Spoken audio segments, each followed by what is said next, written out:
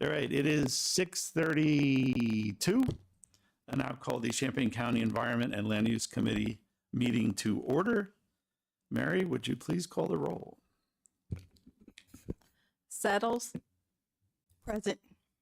Esri, Here. Barney, Here. Locke, Here. Rodriguez, Rogers, Thorsland. Here. All right, we have a quorum with 2 members missing. Emily won't be here tonight. She let us know ahead of time. Before we go any further, I want to welcome Monique at her first ELOC meeting tonight. Thank you for filling the seat, and get ready for a quick education. And let the record show that Mala has just walked in and is accounted for. I'd entertain a motion to approve the agenda with addendum. Moved by Aaron and a second by Jennifer. Any discussion on the agenda? Seeing none, all those in favor? Aye. Those opposed? All right, the agenda is approved. We have the minutes from the September 4th, 2025 regular meeting before us. First, motion to approve by Barney and a second by Monique. Any corrections or addendums to the minutes? Seeing none, all those in favor say aye. Aye. Those opposed? The minutes are approved. All right, I have 2 slips for public input. Again, the microphone in this room turns green when it's good to go. I call Debbie Bunch.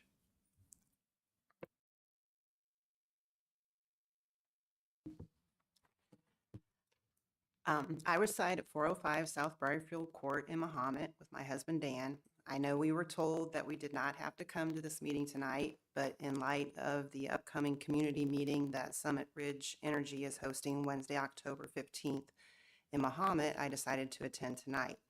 I understand that county board members have been invited to the meeting in Mahomet also.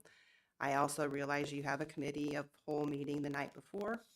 So 2 meetings in 1 week is unfortunate, but I would like to ask that if you're allowed to come, that as many of you on this committee can attend. It would be great to see you there. Ms. Cronin from Summit Ridge Energy tends to misspeak a lot. I am sure she has several solar farm requests in progress and she might get them confused. I would hope that you would want to attend and hear everything for yourselves. I also understand Ms. Cronin and Mr. Campo do not recall any requested project changes from community members during the 3 ZBA meetings, 1 ELUC, and 1 county board meeting. We might not have ever made a long list of requests, but we have asked questions about changes. The other reason there has never been a long list of changes requested is because we would rather not be a neighbor to a solar farm at all. The following are a couple of requests that I have brought up, and I know others have asked questions about requests or changes also. At the August 14th ZBA meeting, I asked Ms. Cronin, has Summit Ridge Energy ever offered concessions to homeowners close to any of your other solar farm developments?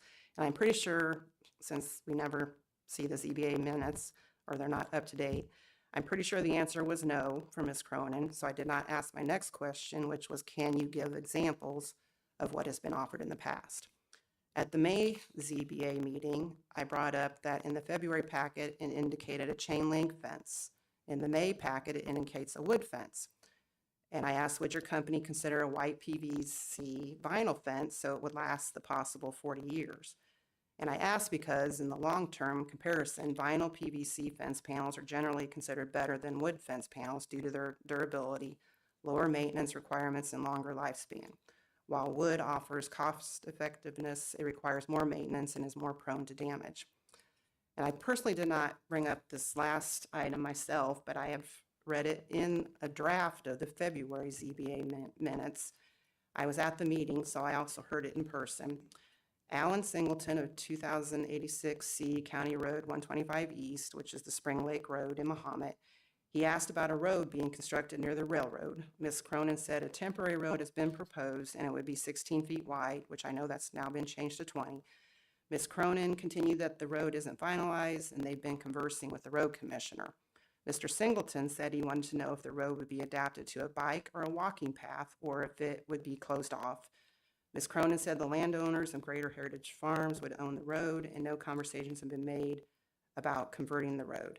Ms. Cronin continued that people couldn't just walk into the solar farm because of the gated fence surrounding the property, and anyone within the solar farm would be trespassing. I'm pretty sure Mr. Singleton is a bicyclist. This is something the Village of Mahomet could have asked for instead of being silent, especially since we are coming up on the 5-year anniversary of Dr. Bill Shoes passing away from injuries he sustained while riding his bicycle on 150 on October 11th, 2020, very close to the area of the proposed solar farm. I really hope as many of you as possible can attend the meeting next Wednesday in Mahomet. It is too bad it could not be held at the end of our cul-de-sac. They have the corn harvested, so it would be easy to see the proposed site. And I know I'm not really supposed to ask any questions, but is there a way to have the county YouTube film the meeting next week in Mahomet? Thank you. All right, thank you. I now call Linda Hamilton. Good evening, everybody. This is really going to be short and sweet. I do want to, again, invite you all to the American Legion that the developer is having I'm guessing it's their community outreach that was brought up to the board meeting and all these other meetings. It's kind of at the 11th hour after the fact, but we would appreciate if some of you, or if all of you could make that meeting at 6:30 next Wednesday. We don't know if that's to try to sway, Emily's not here, but she specifically said that she was a no vote because of the outreach. So now they're doing the outreach. It just seems a little odd to us. If you are going to attend, come a little earlier. I live at 406 South Briarfield Court. Debbie lives at 404. Come visit us, sit on our front porch so you can really see where it's going. I do have one other question, but before I do that, we've heard that the developer is making and calling people to do donations to their causes. To us, that's bribing, but I guess that's okay for them to do for certain individuals, but it's a concern of ours. My question is, when we've got the invitation to this Wednesday meeting, they sent us another site plan revision. And what I'd like to know is, when there's so many changes that are made to the original site plan, when does it go back to the original zoning board for approval? That's it. Thank you very much. All right, thank you. I would ask if anyone else wants to speak, but there is no one else here. So I think that public input is closed. I appreciate you coming out and keeping people up to date. And if people are free that evening, then we know where the location and the time of the meeting is. So communications from board members. Aaron?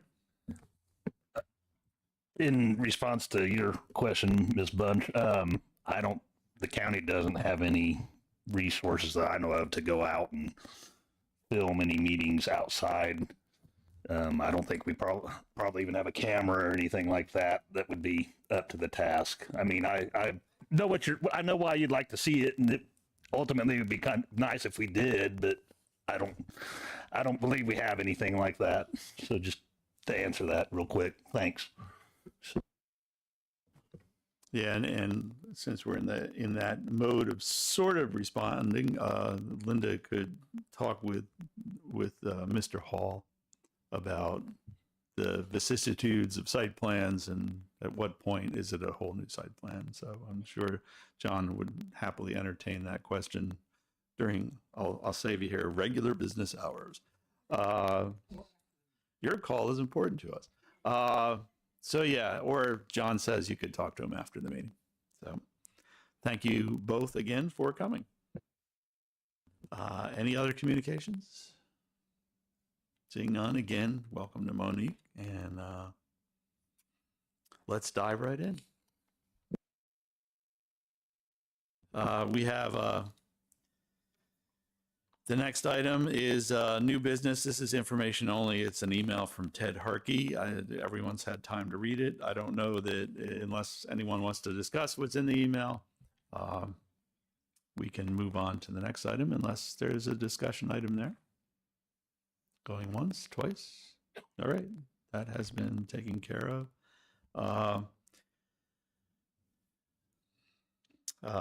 Section 8, new business items to be approved by ELOC. First, we have the recreation and entertainment license for All American Entertainment doing business as the Great Benjamin Circus at the Champaign County Fairgrounds, 1302 North Kohler Avenue, Urbana, Illinois, to be held October 16th through October 19th, 2025. First, I'd entertain a motion.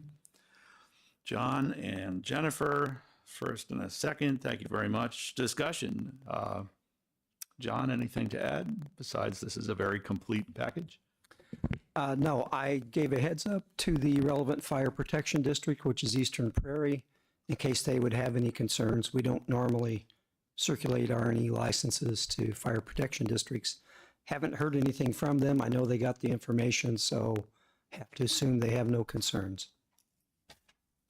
All right, thank you, John. Any other questions? Concerns? Have time to go. All right, all those in favor? Aye. Those opposed? All right, the greatest show on earth begins. B, zoning case 178-AT-25 to amend the Champaign County zoning ordinance to extend for 6 months a temporary safety moratorium on carbon sequestration activity as described in the legal advertisement. First, a motion to approve. Moved by John again, he's quick. Mala is second. Any discussion on this? Anything you want to add, John? I think the notes were fairly clear. Just to let you know that I took the liberty of advertising this already. It's actually going to be at next week's ZBA meeting. Nonetheless, if it doesn't get approved tonight, we can pull it from that agenda.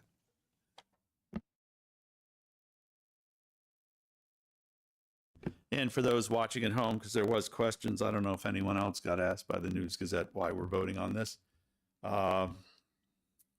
We started this work and we'll have slightly different and maybe more specific language in ours. We're waiting for the next meeting of the task force for those of us that are on it. That hasn't been scheduled yet, so it was very clear that we would not make that original timeline of a December county board meeting for this. So we're going to add 6 months to it.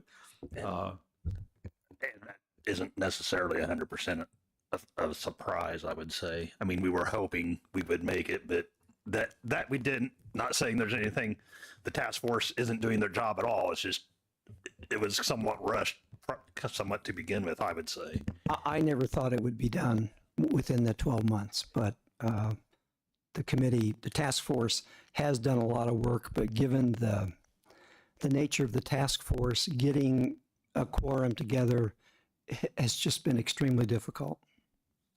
Yeah, it's the middle of our budget meetings, and it's also summertime, and I think that it was difficult. It seemed to get the room full of the right people at the right time. So, I guess my only question would be: do we have any tentative next meeting date for the task? Okay, no giggles. All right, so we'll find out. So, a yes vote puts 6 more months on this. Any other questions? Discussion? This is going to be a quick meeting, folks.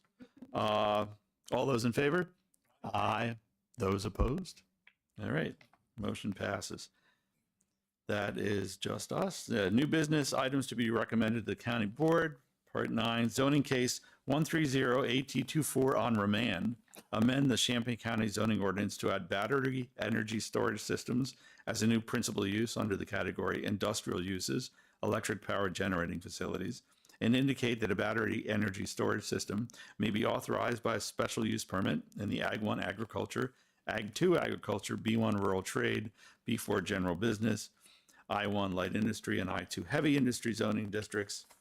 Add requirements and fees for battery energy storage systems, add any required definitions, and make certain other revisions to the ordinance as detailed in the full legal advertisement. First, a motion. I'm giving it to Aaron on that one, and Jennifer is a second. Any comments, John? Anything you want to update us on? It's very well laid out in the package. I want to update that description. during the public hearing, we revised this to be a county board special use permit, not just a special use permit. And that's a big difference. We took it back to ZBA. In 15 minutes, they had voted to make the changes that we discussed at the ELUC meeting. I reviewed these changes with the one developer who has been touching base with us throughout the whole process. He apparently had no concerns. So this is ready for your recommendation. Aaron? And am I correct, John, that you haven't received any concern from any municipalities or anything? Not yet.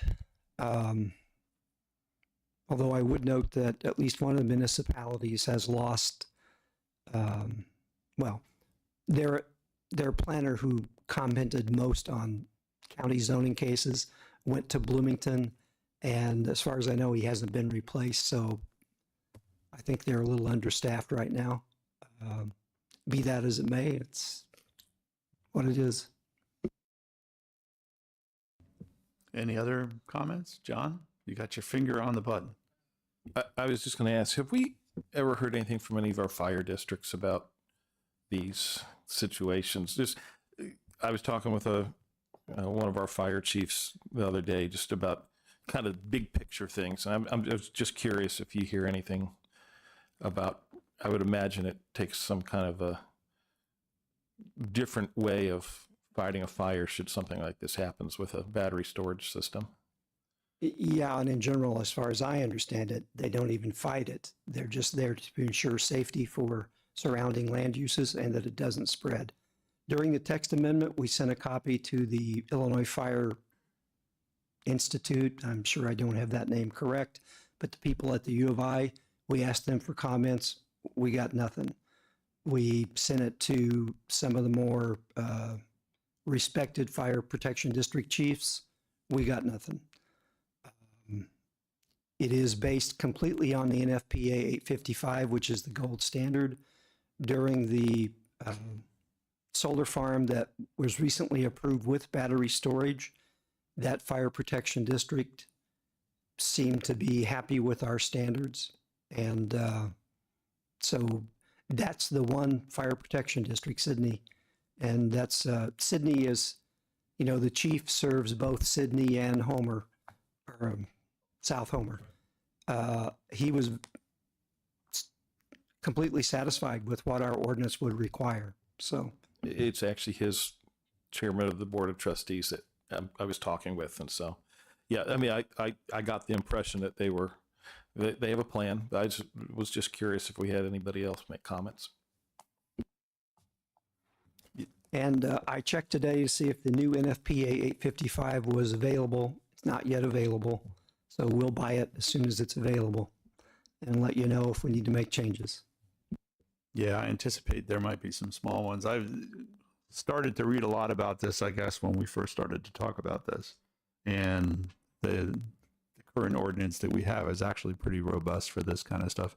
And the technology has really changed in the past few years because it's not good press for them either if one of them lights on fire and you got to bring everybody from all over the world to put it out.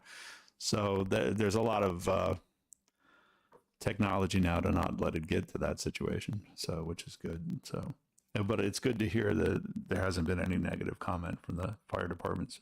Right. And in general, a fire is better than just a smoldering battery. So we'll see. Yeah, this is true. All right. If there's no more comments, concerns, all those in favor? Aye. Those opposed? All right. That is moving on to the full county board. That would be an A. And the next is 9B, notice of intent or NOI for a period of November 1st, 2025 to October 31st, 2030 for the National Pollutant Discharge Elimination System, or NPDES, Municipal Separate Storm Sewer System, also known as MS4, Stormwater Discharge Permit with the Illinois Environment Protection Agency, IEPA. First, a motion. I'm giving it to Jennifer. Aaron's got the second on that one. So And any discussion on this? Anything you want to add, John? Yeah, this is what we said was coming down the road back in, I think, March when we approved a new renewal NOI. We included a copy. First of all, I asked Trevor Parton to be here tonight. He's the main author of this. He helps me out a lot on this. One thing about complying with NOIs, we don't know what we're going to do to comply. We've just said we're going to comply. That makes me a little uncomfortable, but we really have no choice. The requirement for sampling, for our population level, we only have to do visual observation, not sampling. So we missed that bullet. We do have required numbers of observations and inspections that we have to do. They're pretty minor. The biggest challenge for us is most of the stormwater discharges into our MS4 happen along the Saline Branch, which, you know, is generally 25 to 30 feet below ground level. And it's hard to even get down there, much less get down there during a rain event, which I don't even want to think about. So I don't know how we're going to do these things. I'm hoping we can collaborate. We have collaborated in the past with the city of Urbana. I'm hoping we can continue to do that in the future. But this NOI does comply with the requirements. And some of these things actually were required in 2016. We just never added them because we thought we were going to collaborate with the other jurisdictions and figure out how to do them. That's never happened. So now we're just committing. We'll get it done. And one thing I would say about IEPA, they have been very reasonable in all of their inspections of our MS4 program. So I'm not too worried about that. Any questions for John? Aaron? Not that you haven't thought of this, but reaching out to other counties to see how they might be. I mean, I don't know what other counties necessarily would truly, Well, or have you already discussed with some other counties by chance? we try to keep in touch with what other counties doing, what other counties do. Kankakee farms theirs out completely to a consultant. If you call the Kankakee zoning department, they're not going to even deal with the question about the MS4 permit. McLean County, it's all done by their highway department. Macon County, I think it's done by their highway department also. And that makes a lot of sense. I wouldn't object to Jeff Blue taking over the MS4 program. Second. But in every way you want to compare counties, they're all so different. And in this way, pretty confidently, we're an outlier, except for the ring counties around in the metropolitan area. They all have robust stormwater planning departments. So, and of course they have more jurisdiction, they have more authority than we have. So we just do the best we can.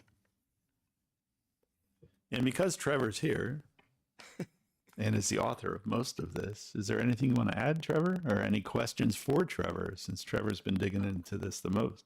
Not to put you on the spot, but you know, you did come on down. So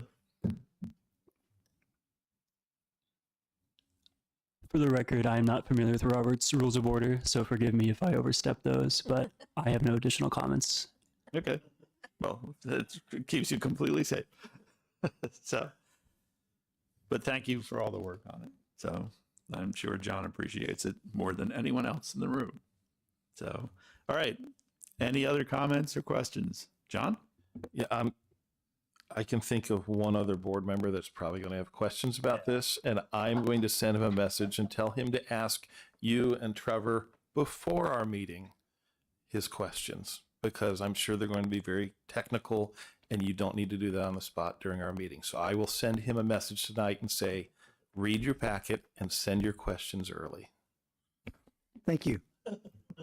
That is appreciated by everyone. So thank you, John, for reaching out. With that, all those in favor? Aye. Those opposed? All right. That passes. Thank you for all the work. There are no monthly reports. There is no chair's report. Items to be placed on the consent agenda. Do we want any of these to not be on the consent agenda? All right. 9A and B will be on consent. And we stretched it out as long as we could, folks, for your per diems, but the meeting is adjourned at 6:55.